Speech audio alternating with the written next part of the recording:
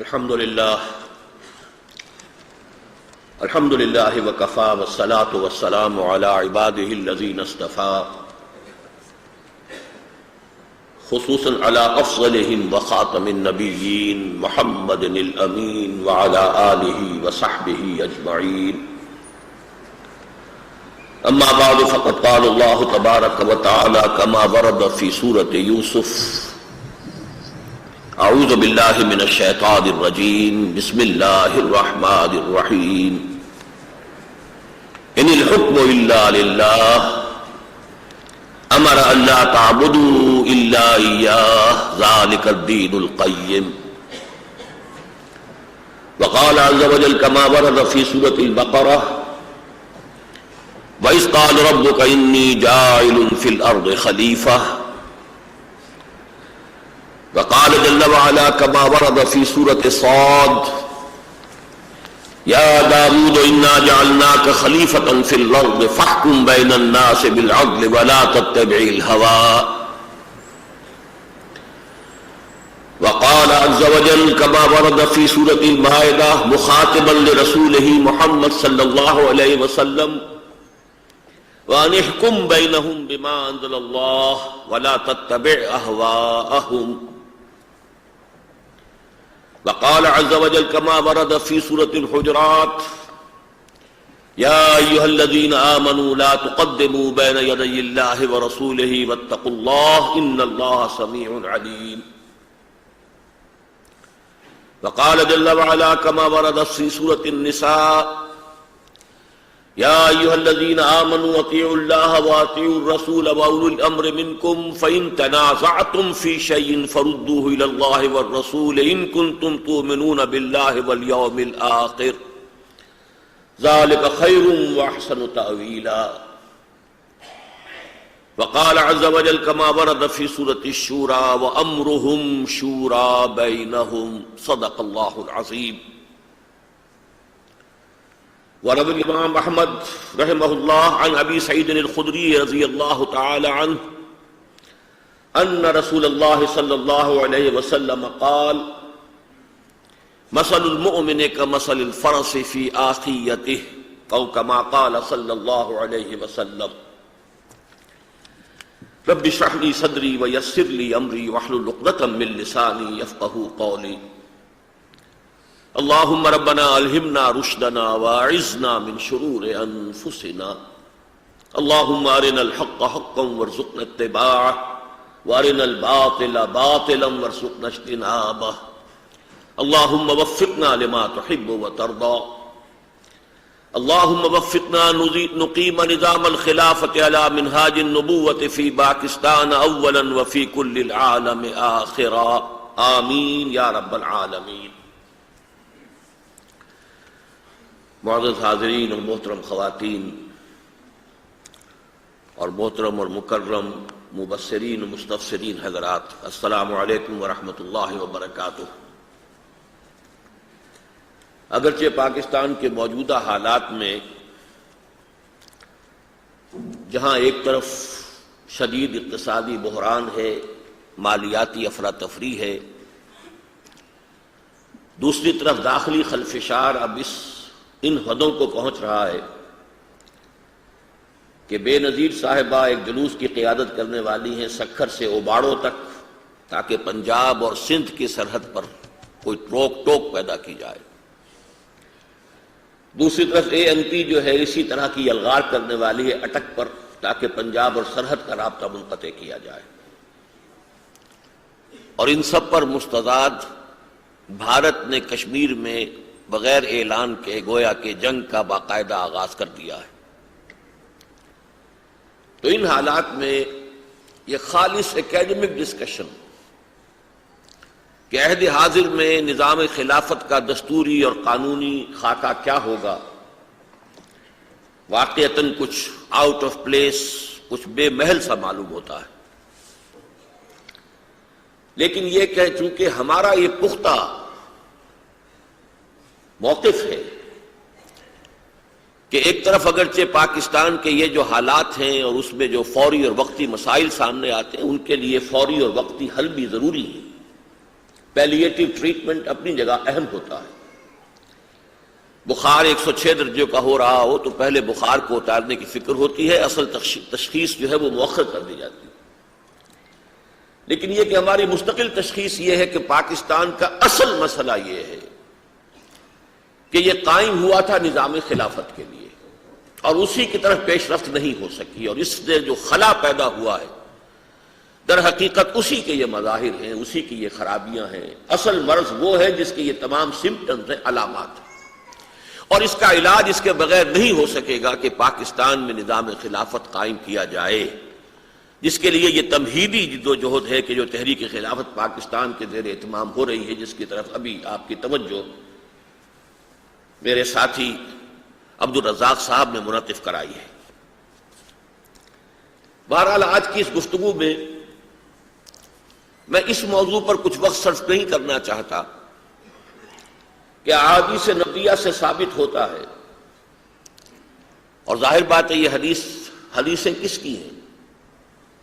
جن کے بارے میں فرمایا گیا ہوا صادق المصدوق، وہ سچے ہیں اور ان کی سچائی پر خود اللہ گواہ ہے. ان کی پیشن گوئیوں کے مطابق قیامت سے قبل پورے کرۂ ارضی پر نظام خلافت علی منہاج النبوت قائم ہو کر رہے. اب ان پیشن گوئیوں پر میں یہاں وقت صرف نہیں کر رہا، اس لیے کہ یہ نوید خلافت کے نام سے جو 4 ورقہ آپ کے ہاتھوں میں آ چکا ہے، اس میں وہ تفاصیل درج ہے، احادیث ہیں، ان کا متن ہے، ان کا ترجمہ ہے، ان کا حوالہ موجود ہے. اسی طریقے سے آج کی گفتگو میں نظام خلافت کی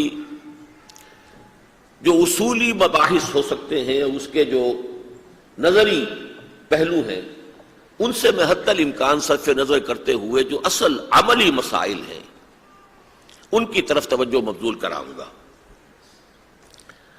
اور میں اسی لیے اپنی گفتگو کو کچھ باقاعدہ نمبر وار مباحث میں تقسیم کر کے آپ کے سامنے رکھوں گا، تاکہ مبصرین اور مستفسرین حضرات کو بھی سہولت ہو جائے حوالہ دینے کے لیے. میرا پہلا مبحث یہ ہے کہ اس رواں صدی میں جو اب قریب الاختتام ہے، 20ویں صدی، نظام خلافت کے بارے میں ہمارے اکابر نے، مشاہیر نے کیا کیا خیالات ظاہر کیے، کون کون سے تصورات پیش کیے. ان میں اگرچہ سر فہرست نام مولانا ابوالکلام آزاد کا ہے، ان کے بعد خیری برادران ڈاکٹر عبدالستار خیری اور ڈاکٹر عبدالغفار خیری، ان حضرات نے حکومت الہیہ کا نعرہ لگایا اس صدی کے بالکل آغاز میں. 1913 میں مولانا ابوالکلام آزاد نے حزب اللہ قائم کی تھی حکومت الہیہ کے قیام کے مقصد کے تحت. بعد میں خیری برادران نے بھی وہی سلوگن اختیار کیا. لیکن یہ کہ یہ بات کم سے کم میرے علم میں نہیں ہے کہ انہوں نے اس کا کوئی نقشہ پیش کیا. ظاہر بات ہے کہ نظام حکومت الہیہ کا مطلب خلافت آدمیت ہے. جب حاکمیت اللہ کی ہوگی تو انسان کے لیے صرف خلافت باقی رہ جاتی ہے. لیکن اس کے ضمن میں کوئی نقشہ ان کے سامنے کیا تھا؟ اگر کوئی تھا تو ظاہر بات ہے کہ وہ سامنے نہیں آیا. پہلی عظیم شخصیت، اور یقیناً وہ ہمارے ہاں مجدد فکر اسلامی کا مقام رکھنے والی شخصیت ہیں، وہ ہیں علامہ اقبال. انہوں نے اسلامی ریاست کے موضوع پر یقیناً ایک طرف تو اپنی شاعری میں اس تصور کو بہت واضح کیا کہ ساورنٹی صرف اللہ کا حق ہے، حاکمیت کا حق اللہ کے سوا کسی کو حاصل نہیں. سروری زیبا فقط اس ذات بے ہمتا کو ہے، حکمراں ہے ایک وہی باقی بتان آزری. اس کے ساتھ ساتھ نیابت و خلافت آدم پر مفصل گفتگو میں انہوں نے اپنے اشعار میں کی ہے. لیکن ان سے قطع نظر اپنے شورۂ آفاق خطبات میں انہوں نے 2 مقامات پر عہد حاضر کی اسلامی ریاست کے بارے میں اپنی کچھ آبزرویشنز، اپنی کچھ آراء پیش کی ہیں. میں چاہتا ہوں کہ ان کی طرف اشارہ کر دوں. چھٹے خطبے میں ایک تو ان کی آبزرویشن یہ ہے: The Republican form of government is not only thoroughly consistent with the spirit of Islam, but has also become a necessity in view of the new forces that are set free in the world of Islam. یعنی جمہوری طرز حکومت نہ صرف یہ کہ اسلامی نظام کی روح کے ساتھ پوری مطابقت رکھتی ہے، لیکن یہاں نوٹ کر لیجئے، یہاں لفظ جمہوریت نہیں آیا ہے، ڈیموکریسی نہیں، ریپبلکن فارم آف گورنمنٹ، جمہوری طرز حکومت کو اسلامی نظام کی روح کے ساتھ کامل مطابقت حاصل ہے، اور خاص طور پر اب تو یہ ایک بہت بڑی ضرورت بن گئی ہے، اس لیے کہ عہد حاضر میں مختلف رجحانات کے جو عالم اسلام میں پیدا ہو گئے ہیں ان کا تقاضا یہ ہے۔ ایک آبزرویشن یہ ہے۔ دوسری آبزرویشن ان کی اجماع اور اجتہاد کے ضمن میں فرماتے ہیں The growth of republican spirit and the gradual formation of legislative assemblies in Muslim lands constitute a great step in advance۔ یعنی عالم اسلام میں اور مسلمان ممالک میں اس جمہوری روح کا بیدار ہو جانا اور بڑھنا، اور لیجسلیٹو اسمبلیز کا یکے بعد دیگرے قائم ہونا، یہ ایک صحیح سمت میں ارتقاء کا عمل ہے۔ The transfer of the power of ijtihad from individual representatives of schools to a Muslim legislative assembly, which in view of the growth of opposing sects is the only possible form ijma can take in modern times, will secure contributions to legal discussions from laymen who happen to possess a keen insight into affairs۔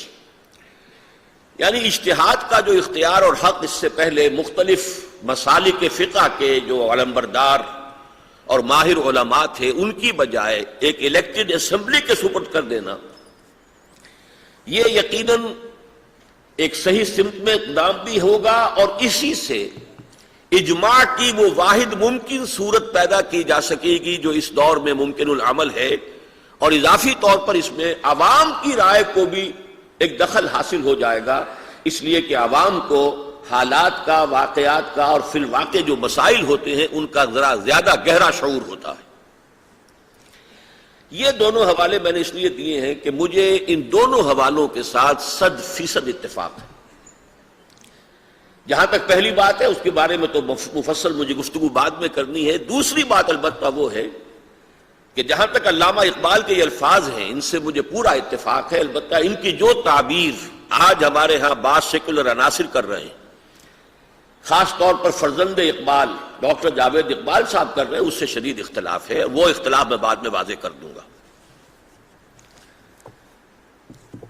یہ 1928 میں جدید اسلامی ریاست کے بارے میں 2 observations ہیں اہم کہ جو علامہ اقبال نے پیش کی ہے اپنے خطبات میں۔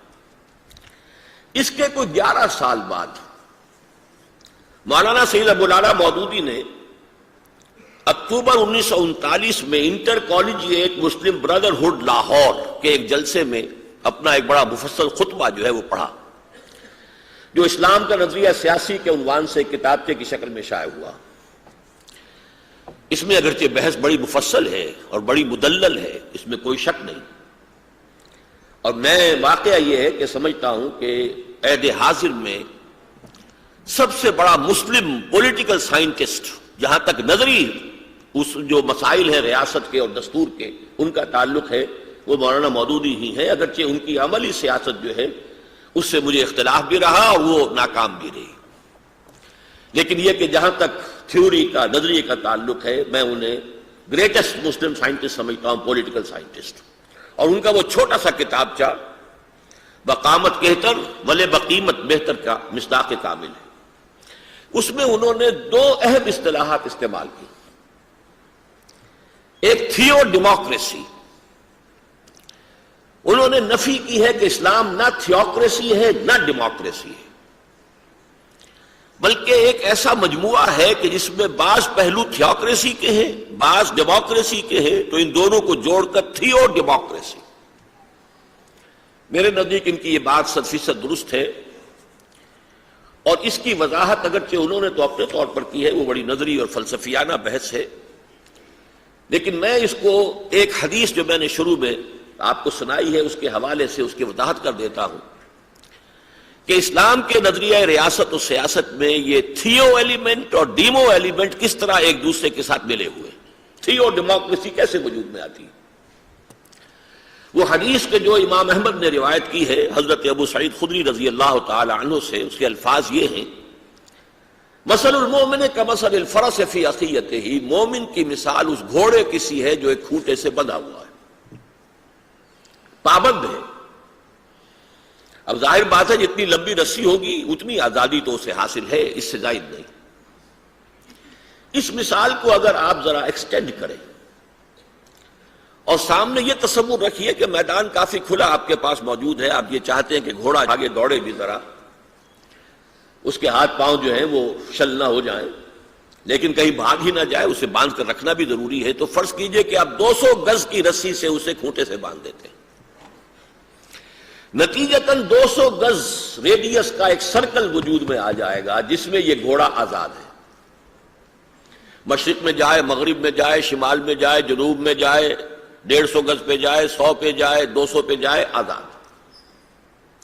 لیکن 201واں گز اسے نہیں آئے گا، نہ مشرق میں، نہ مغرب میں، نہ شمال میں، نہ جنوب میں۔ یہ ہے آزادی اور پابندی کا امتزاج۔ یہ جو سرکل ہے یہ ہے حدود اللہ۔ کتاب و سنت کے جو نصوص ہیں انہوں نے یہ دائرہ کھینچ دیا ہے، اور یہی لفظ قرآن مجید میں بار بار آتا ہے، تلک حدود اللہ فلا تعتدوها، تلک حدود اللہ فلا تقربوها، یہ اللہ کی حدود ہیں، ان سے تجاوز نہ کرو، بلکہ احتیاط کا تقاضا یہ ہے کہ فلا تقربوها، keep at a safe distance from them، ان سے ذرا فاصلے پر رہو، آخری حد تک نہ پہنچو، 200 گز تک نہ پہنچو کہ 201 گز میں پاؤں ہی آگے جو ہے نکل جائے۔ یہ حدود اللہ ہیں، ان میں کوئی ترمیم نہیں ہو سکتی، کوئی تنسیخ نہیں ہو سکتی۔ 100% نمائندے بھی کسی قوم کے، کسی ملک کے، کسی ریاست کے، کسی اسمبلی کے ارکان اس میں کوئی کمی بیشی نہیں کر سکتے۔ یہ تو ہے تھیو ایلیمنٹ۔ تھیو ایلیمنٹ سے مراد اسلامی ریاست میں کوئی مذہبی طبقے کی حکومت نہیں ہے، اسلام میں کوئی مذہبی طبقہ سرے سے ہے ہی نہیں، نہ کوئی پاپائیت ہے نہ برہمنزم ہے، دونوں میں سے کوئی طبقہ موجود نہیں، نہ کوئی پروہت اور پجاری کا پیشہ ہمارے ہاں موجود ہے۔ البتہ یہ کہ یہ تھیو ایلیمنٹ جو ہے، یہ کتاب و سنت کے نصوص جنہوں نے ایک دائرہ جو ہے وہ کھینچ دیا ہے کہ اس دائرے کے اندر اندر مسلمان آزاد ہیں۔ یہ جو دائرے کے اندر کا پہلو ہے یہ ہے مباحات کا پہلو، جو چیز بھی اس کے اندر ہے وہ مباح ہے، وہ جائز ہے، اور اس کو قرآن کہتا امرہم، وہ تو امر اللہ ہے، جو دائرہ ہے وہ امر اللہ ہے، اللہ کا معاملہ ہے، اس میں تمہاری کوئی دخل اندازی نہیں ہو سکتی، لیکن اس کے اندر کی آزادی یہ امرہم ہے۔ اور اس کے بارے میں جیسے کہ سورہ شورا کے میں نے الفاظ آپ کو سنائے، امرہم شورا بینہم، ان کا جو امر ہے وہ ان کے مابین باہمی مشاورت سے طے ہوگا، اور اس مشاورت میں کوئی حرج نہیں ہے کہ کاؤنٹنگ آف ووٹ سے فیصلہ کر دیا جائے۔ جب دو مباح چیزوں کے درمیان فیصلہ کرنا ہے، یہ بھی مباح ہے یہ بھی مباح ہے، تو اب اگر فیصلہ جو ہے وہ اکثریت رائے سے کر لیا جائے تو کوئی حرج نہیں۔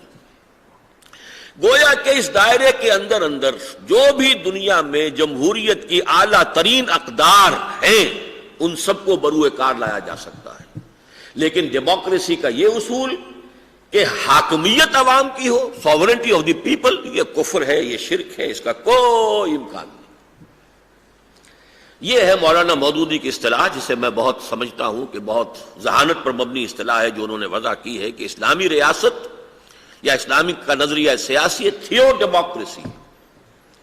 دوسری اصطلاح انہوں نے اس تھیو ڈیموکریسی کی جو اصل بنیاد ہے اس کو واضح کرنے کے لیے جو وضع کی وہ یہ کہ پاپولر سوورنٹی کی بجائے یہاں پاپولر وائسجرنسی ہے، خلافت ہے، لیکن پاپولر کا لفظ انہوں نے استعمال کیا ہے۔ میں اس میں تھوڑا سا اس سے اختلاف کرتا ہوں کہ پاپولر کا لفظ مولانا نے تو استعمال کیا ہے پاپولر سوورنٹی کے بالمقابل لانے کے لیے پاپولر وائسجرنسی، اس حد تک تو بات صحیح ہے، لیکن نظریہ خلافت میں اصل میں خلافت مسلمانوں کی ہوتی ہے، وہ اس طرح کے نیشن سٹیٹ کا تصور نہیں ہے کہ اس کے اندر بسنے والے تمام لوگ چاہے ان کا مذہب کچھ بھی ہو، وہ خدائی ہدایت کو مانتے ہوں نہ مانتے ہوں، وہ اس کے اندر حصے دار ہو جائیں گے، نہیں، بلکہ اس کے لیے زیادہ صحیح اصطلاح ہوگی کلیکٹیو وائسجرنسی آف دی مسلمز۔ بہرحال اس چھوٹی سی ترمیم کے ساتھ جیسا کہ میں نے عرض کیا، مجھے مولانا مودودی مرحوم کی ان دونوں اصطلاحات کے ساتھ کامل اتفاق ہے۔ یہ تو میں نے ایک جائزہ لیا ہے کہ اس صدی کے دوران ہمارے بعض اکابر نے، بعض مفکرین نے اسلامی ریاست یا نظام خلافت کے بارے میں کیا باتیں کہی۔ اب جو یہ لفظ آیا پاپولر وائسٹیرنسی یا کلیکٹیو وائسٹیرنسی آف دی مسلمز، اب دوسری بحث جو ہے میری آج کی گفتگو میں وہ اس سے متعلق ہے کہ اس کی اصل کیا ہے اور شکل کیا ہے۔ اصل یعنی ایسنس کیا ہے، اصل جوہر کیا ہے، اور شکل یعنی یہ کہ اس کی امپلیمنٹیشن کی فارم کیا ہوگی، اور اس کے اعتبار سے تھوڑا سا تاریخی جائزہ بھی ہمیں لینا ہوگا۔ اصل کے اعتبار سے یعنی ایسنشلی، بیسیکلی، فنڈامنٹلی خلافت در حقیقت منطقی نتیجہ ہے حاکمیت خداوندی کا۔ جب حاکمیت اللہ کے لیے ہے تو اب انسانوں کے لیے سوائے خلافت کے کچھ باقی نہیں رہتا۔ جیسے مالکیت جو ہے، ملکیت تامہ و کاملہ صرف اللہ کے لیے ہے، تو انسانوں کے لیے صرف امانت ہے۔ ای امانت چند روزہ نزد ماس، در حقیقت مالک ہر شے خداست، ملکیت حقیقی اللہ کی۔ تو حاکمیت مطلقہ اللہ کی ہے، اس کا نتیجہ جو ہے، اس کا عکس جو ہے وہ لازماً یہ ہے کہ انسان کے لیے خلافت ہے۔ اسی لیے حضرت آدم کی تخلیق کے لیے اللہ تعالیٰ نے جو الفاظ ارشاد فرمائے سورہ بقرہ میں، وہ میں نے آپ کو سنائے، وَإِذْ قَالَ رَبُّكَ لِلْمَلَائِكَةِ إِنِّي جَاعِلٌ فِي الْأَرْضِ خَلِيفَةً۔ آدم کا یہ مقام اور یہ مرتبہ اور یہ حیثیت تھی۔ جہاں تک اس کی امپلیمنٹیشن کی فارمز کا تعلق ہے، اس کو جیسا کہ میں نے عرض کیا کہ ذرا تفصیل سے سمجھنا ہوگا کہ اس میں تاریخ کے دو ادوار میں یہ معاملہ مختلف شکل اختیار کرے گا۔ جہاں تک اللہ تعالیٰ کی حاکمیت کا تعلق ہے، میں نے آیت مبارکہ سورہ یوسف کی آپ کو سنائی تھی، یعنی الحکم الا للہ، حکم کا، فیصلے کا، حکم دینے کا، حکومت کا، حاکمیت کا، سوورنٹی کا اختیار نہیں ہے کسی کے لیے سوائے اللہ۔ یہ مضمون اتنا کثرت کے ساتھ قرآن مجید میں آیا ہے، خاص طور پر قرآن حکیم میں مکی صورتوں کا بلحاظ تعداد سور جو سب سے بڑا گلدستہ ہے، سورہ حدید سے شروع ہو کر اور سورہ تحریم تک، اس میں جس ریپیٹڈلی انداز کے اندر اس کو واضح کیا گیا بادشاہ اللہ ہے۔ سورہ حدید کی شروع کی 6 آیات میں 2 دفعہ لہو ملک السماوات والارض، لہو ملک السماوات والارض۔ سورہ جمعہ میں فرمایا الملک القدوس العزیز الحکیم، سورہ حشر میں الملک القدوس السلام المومن المہیمن العزیز الجبار المتکبر۔ تو یہ اللہ کی حاکمیت مطلقہ کا قرآن مجید میں جس طریقے سے بیان ہوا ہے، میں نے اس کے صرف چند اشارے آپ کے سامنے رکھ دیے۔ تو اب ظاہر بات ہے کہ اس کے بعد انسان کے پاس خلافت ہے، اور وہی ہے حضرت آدم کا مقام۔ وَإِذْ قَالَ رَبُّكَ لِلْمَلَائِكَةِ إِنِّي جَاعِلٌ فِي الْأَرْضِ خَلِيفَةً۔ اب اس میں یوں سمجھیے کہ عام فہم مثال ہمارے لیے بہت آسان ہے سمجھنے کی کہ اللہ کی حاکمیت اور انسانی وائسڈیرنسی یا خلافت کے مابین کیا نسبت ہے، کیا تعلق ہے، کیا منطقی ربط ہے۔ آج سے 52 سال پہلے ہم انگریزوں کے غلام تھے۔ اس وقت ساورنٹی کس کی تھی؟ کنگ یا کوئن؟ ساورن تو وہ تھے جو برطانیہ میں تھے، لندن میں تھے، کہیں اور تھے، لیکن یہ کہ یہاں ایک وائس رائے ہوتا تھا دہلی میں، اور وائس رائے کا کام کیا تھا؟ جو فرمان، جو حکم ہز میجسٹیز گورنمنٹ یا ہر میجسٹیز گورنمنٹ سے آ جائے وہ تو واجب الاذعان، واجب التعمیل، واجب التنفیذ، جو کا توں، اس میں کوئی ترمیم نہیں ہو سکتی۔ البتہ جہاں کوئی حکم موجود نہ ہو ساورن کا، وہاں یہ ہے کہ اپنا بیسٹ ججمنٹ استعمال کریں، مقامی حالات کو دیکھیں، اس مملکت کا جو بنیادی فلسفہ ہے اس کو پیش نظر رکھیں، اور اس کے مطابق جو ہے کوئی رائے قائم کر لیں۔ بین ہی یہی تعلق ہے اللہ تعالیٰ کی حاکمیت اور انسانی خلافت کے مابین۔ فرق یہ ہے کہ وہاں اصل میں فاصلہ حائل تھا، برطانیہ دور تھا، 7 سمندر پار تھا، بادشاہ یا ملکہ تو وہاں براجمان تھے، یہاں پر جو ہے لوکلی ضرورت تھی، اور وائس رائے کو اسی لیے یہ منصب جو ہے وہ ادا کیا گیا۔ ظاہر بات ہے اللہ کا معاملہ تو یہ نہیں ہے، نحن اقرب الیہ من حبل الورید، وہ تو وَإِذَا سَأَلَكَ عِبَادِي عَنِّي فَإِنِّي قَرِيبٌ، فاصلہ نہیں ہے، البتہ غیب کا پردہ حائل ہے۔ ہے ہر جگہ، ہر آن، ہوا معکم اینما کنتم، تم جہاں کہیں بھی ہو وہ تمہارے ساتھ ہوتا ہے، لیکن غیب کا پردہ حائل۔ لہذا اب یہاں اس غیب کے پردے کے حائل ہونے کی بنا پر یہ نسبت جو ہے حاکمیت اور خلافت کی قائم ہوئی۔ البتہ جہاں تک عملی تنفیذ کا تعلق ہے، اس کو اچھی طرح سمجھنا چاہیے، یہ اہم نقطہ ہے۔ جب تک نبوت کا سلسلہ جاری تھا، اس خلافت انسانی کی عملی تنفیذ کی شکل یہ تھی کہ نبی ہی اپنی ذات میں خلیفہ ہوتا تھا، اس لیے کہ وحی کا جو تعلق تھا وہ اس کا اور اصل ساورن اللہ کے درمیان اس کا ایک رابطہ ہے، وہ وائرلیس ہے، جس سے اسے احکام مل رہے۔ فَإِمَّا يَأْتِيَنَّكُم مِّنِّي هُدًى فَمَن تَبِعَ هُدَايَ فَلَا خَوْفٌ عَلَيْهِمْ وَلَا هُمْ يَحْزَنُونَ۔ تو یہ پرسن، یہ ریسیپینٹ ہے، اسی کے پاس وحی آ رہی ہے، اسی کے پاس حکم آ رہا ہے، لہذا یہ خلیفہ ہے، یہ اللہ کے اس حکم کو ایگزیکیوٹ کرے گا، نافذ کرے گا اور اس کی تعمیل کرے گا۔ لہذا گویا کہ شخصی خلافت تھی جب تک نبوت چل رہی تھی۔ یہی وجہ ہے سورہ صاد کی وہ آیت میں نے آپ کو سنائی کہ واحد کے صیغے میں خطاب کیا اللہ نے حضرت داؤد سے، یا داؤد انا جعلناک خلیفۃ فی الارض فاحکم بین الناس بالعدل ولا تتبع الہوی، کفر اور شرک۔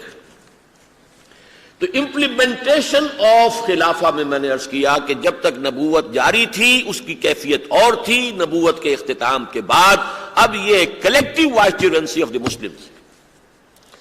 تیسری بحث ہے عہد حاضر میں نظام خلافت کی کیا شکل بنے گی۔ اس کو میں 3 ذیلی حصوں میں تقسیم کر رہا ہوں۔ پہلی بات جو ذرا بولڈ سٹیٹمنٹ ہے اور چونکا دینے والا بھی ہے، آج سے کوئی 15 سال پہلے میں نے یہ بات کہی تھی تو مجیب الرحمان شامی صاحب نے ایک بڑا پوسٹر شائع کر دیا تھا میرے اس قول پر مبنی، اور ایک اپنا جو پرچہ تھا اس کا ایک خاص نمبر شائع کیا تھا۔ میں نے یہ کہا تھا کہ خلافت راشدہ کا ایگزیکٹ ریپلیکا اب دوبارہ دنیا میں کبھی نہیں آ سکتا۔ بظاہر بڑا شاکنگ سٹیٹمنٹ ہے کسی مسلمان کے لیے کہ خلافت راشدہ کا، لیکن لفظ جو ہے ایگزیکٹ ریپلیکا، اس کی پوری کاربن کاپی دوبارہ دنیا میں نہیں آ سکتی۔ میں آج پھر وہی سٹیٹمنٹ آپ کے سامنے رکھ رہا ہوں، لیکن اس کے لیے 4 وجوہات جو ہیں وہ بیان کر دیتا ہوں۔ نمبر 1، دور خلافت راشدہ۔ دیکھیے خلافت علی منہاج النبوہ یہ اصطلاح اور ہے، یہ تو خلافت راشدہ پر بھی منطبق ہو جائے گی اور اب جو خلافت آنے والی ہے اس پر بھی منطبق ہو جائے گی، لیکن خلافت راشدہ یہ اصطلاح صرف وہی ہے کہ جو اس دور پر تھی کہ جو حقیقت میں دور نبوت کا تتمہ اور ضمیمہ تھا۔ اب نہ نبوت آئے گی نہ وہ خلافت راشدہ، وہ ضمیمہ یا تتمہ اب نہیں آ سکتا۔ جب اصل ہی نہیں ہے تو ضمیمہ اور تتمہ کیسے؟ اس کا مظہر کیا ہے کہ جو تزکیہ کیا تھا محمد الرسول اللہ صلی اللہ علیہ وسلم نے، ظاہر بات ہے اس کا کوئی امکان نہیں ہے کہ تاریخ انسانی میں اس نوعیت کا تزکیہ، وہ بے نفسی کہ این حالت جنگ میں بھی حضرت علی یہ دیکھ رہے ہیں کہ یہ شخص جو ہے اس کو میں نے زیر کر لیا تھا اور میں نے پچھاڑ دیا تھا، لیکن اس نے میرے منہ پر تھوک دیا ہے، اب مجھے غصہ آ گیا ہے، اب اگر میں قتل کروں گا تو اس میں میرے ذاتی انتقام کا ایلیمنٹ بھی شامل ہو جائے گا، لہذا چھوڑ کر علیحدہ ہوگا۔ یہ تزکیہ کون کرے گا اور کس کا ہو سکتا ہے؟ ناممکنات میں سے۔ جیسے امتناع نظیر کا مسئلہ ہے محمد الرسول اللہ صلی اللہ علیہ وسلم کے لیے، ایسے ہی سمجھیے کہ صحابہ کرام کا جو تزکیہ محمد نے کیا تھا اس کی کوئی نظیر ممکن نہیں۔ نمبر 3 یہ کہ وہاں صحابہ کی درجہ بندی بھی تھی۔ یہ عشرہ مبشرہ ہیں چوٹی کے، یہ اصحاب بدر ہیں، یہ ہے وہ اصحاب بیعت رضوان، اصحاب الشجرہ۔ جب غزوہ حنین میں بھگدڑ مچی ہے تو حضور نے جو نعرے لے کر پکارا ہے، آپ نے جن الفاظ سے لوگوں کو واپس بلانے کے لیے آواز دی ہے، وہ کیا تھا؟ الیہ یا اصحاب البدر، الیہ یا اصحاب الشجرہ، کہا جا رہا ہے ادھر آؤ۔ تو اس طریقے سمجھیے کہ یہ جو ایک ترتیب تھی، عشرہ مبشرہ، اصحاب بدر، پھر بیعت رضوان والے، پھر جو بھی فتح مکہ سے قبل ایمان لے آئے، پھر وہ کہ جو بعد میں ایمان لائے، طلقاء کہہ لیجیے۔ یہ درجہ بندی تو اب نہیں ہے، وہ درجہ بندی موجود تھی۔ اس کی ایک بہت اہم مثال سامنے آئی کہ حضرت عمر رضی اللہ تعالیٰ عنہ نے جب یہ محسوس کیا کہ میں اب اس پوزیشن میں نہیں ہوں کہ کسی شخص کو نامزد کر سکوں، انہوں نے نام لیے، اگر وہ زندہ ہوتے تو میں ان کو نامزد کر دیتا، اگر وہ زندہ ہوتے تو میں نامزد کر دیتا، لیکن اب جو لوگ ہیں ان میں میرے لیے مشکل ہے کہ میں کسی کو نامزد کر سکوں۔ تو پھر جو کمیٹی بنائی وہ کون تھے؟ جو عشرہ مبشرہ میں سے باقی رہ گئے تھے۔ ابو بکر جا چکے، عمر جا رہے ہیں، اب باقی جو رہ گئے تھے ان میں سے بھی ایک کے بارے میں کہہ دیا کہ تم چونکہ میرے بہنوئی ہو، تم اس کے اندر شریک تو ہوگے، مشورے میں تمہاری رائے نہیں ہوگی۔ تو یہ اصحاب جو عشرہ مبشرہ تھے ان کی کمیٹی بن گئی۔ یہ درجہ بندی تو اب موجود نہیں۔ چوتھے یہ کہ وہ معاشرہ قبائلی معاشرہ تھا، ایلڈرز آف دی کلینز بیٹھ جائیں، ایلڈرز آف دی ٹرائبز، ان کا مشورہ ہو جائے۔ یہ بیلٹ باکس اور ایک ایک شخص سے رائے لینا یہ ایکسرسائز ان فیوٹیلیٹی ہوتی، اس کا کوئی امکان نہیں تھا، نہ کوئی فائدہ تھا۔ یہ چار اسباب ہیں جن کے تحت اب exact carbon copy, exact replica of خلافت راشدہ ناممکن ہے۔ Much water has flown down the river of time, بہت سا وقت پانی گزر چکا ہے وقت کے دریا میں۔ کون سیاہی گھول رہا ہے وقت کے بہتے دریا میں؟ تو بڑی سیاہی بھی گھلی ہے، بہت سا پانی جو ہے بہہ گیا ہے۔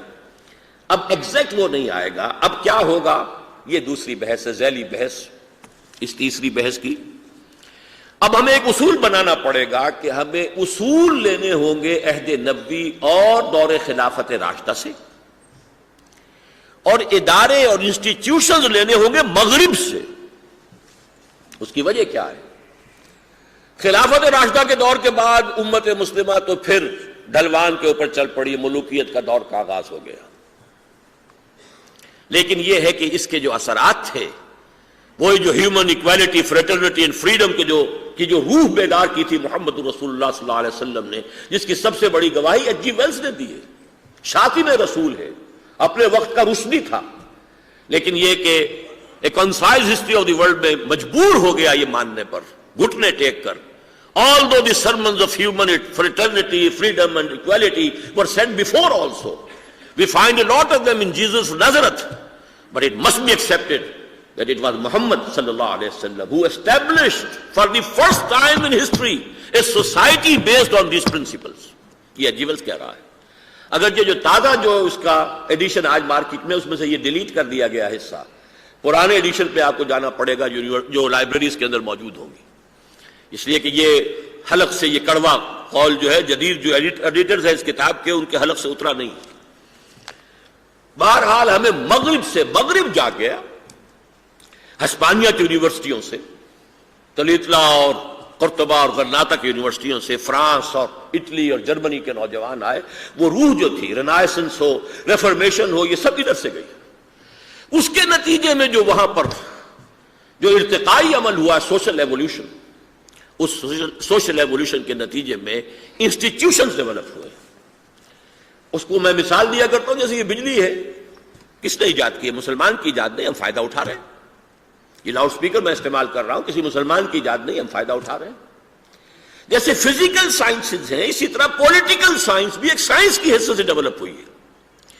جیسے آپ بناتے ہیں ایئر کرافٹ اور اسپیس کرافٹ، ایسے ہی اسٹیٹ کرافٹ بھی ہے جو انہوں نے ڈیولپ کیا ہے، اور اس کے لیے 3 پلرز معین کیے ہیں، ایگزیکٹو ہے، جوڈیشری ہے، لیجسلیچر ہے، اور اصول یہ ہے کہ حتی امکان یہ ایک دوسرے سے علیحدہ ہو۔ بالکل علیحدہ تو نہیں ہو سکتے، تینوں کو مل کر ایک آرگینک ہول بننا ہے، جتنا بھی ہو انڈیپینڈنٹ ہو، علیحدہ ہو۔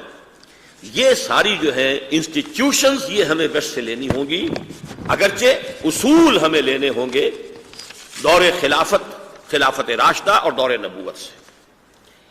اب میں تیسری جو ذیلی بحث ہے، اس اصول کے تحت پہلی بات یہ عرض کر رہا ہوں کہ ہمارے ہاں جدید اصطلاحات میں پارلیمنٹری نظام، پریزیڈنشل نظام، federal, unitary, confederal structures, legislature, unicameral, bicameral, یہ جو اصطلاحات ہیں سب کے سب مباح کے درجے میں، ان میں سے کوئی حرام نہیں۔